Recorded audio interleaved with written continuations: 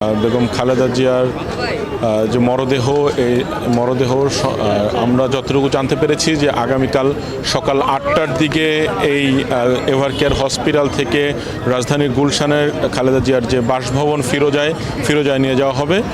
এর আগে এখানে যত ধরনের আনুষ্ঠানিকতা রয়েছে এগুলো এই এভারকেয়ার হসপিটালে মূলত এগুলো সম্পন্ন করা হবে। এখান থেকে অ্যাম্বুলেন্সে করে লাশ নিয়ে যাওয়া হবে রাজধানীর গুলশানের ফিরোজাতে। সেখানে পরিবারের যারা স্বজন রয়েছেন স্বজনদের তারা লাশ দেখবেন এবং পরবর্তীতে এইখান থেকেই রাজধানীর গুলশান থেকে সংসদের দক্ষিণ প্লাজায় জানাজার জন্য নিয়ে যাওয়া হবে।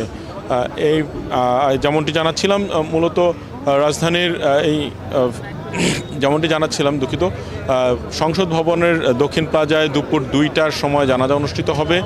এর আগে মূলত আমাদের সংবাদকর্মীদের যেই বিষয়টি জানানো হয়েছে যে এখানে সংবাদকর্মীরা এই সকাল 8টার আগেই রাজধানীর গুলশানের ফিরোজাতে অবস্থান নিতে হবে এবং গাড়িবহর যে এখান থেকে এভারকেয়ার থেকে গুলশান যাবে এবং গুলশান থেকে সংসদ পর্যন্ত যাবে, গাড়িবহর মূলত বিএনপির মিডিয়া সেল এবং বিটিভি এটি সরাসরি দেখাবে এবং সংসদ ভবন থেকেও বিটিভি সরাসরি দেখাবে এবং দাফন যে করা হবে শহীদ জিয়াউর রহমানের মাজারের ঠিক পাশেই এই দাফন কাজ সম্পন্ন পুরো ভিডিওটি এটি বিটিভি সরাসরি সম্প্রচার করা হবে এবং এখন পর্যন্ত আমরা এইখানে যে অবস্থান করছেন আমরা দেখাতে পারছি যে নেতাকর্মীরা আছেন শীত উপেক্ষা করে সকাল থেকে আছেন।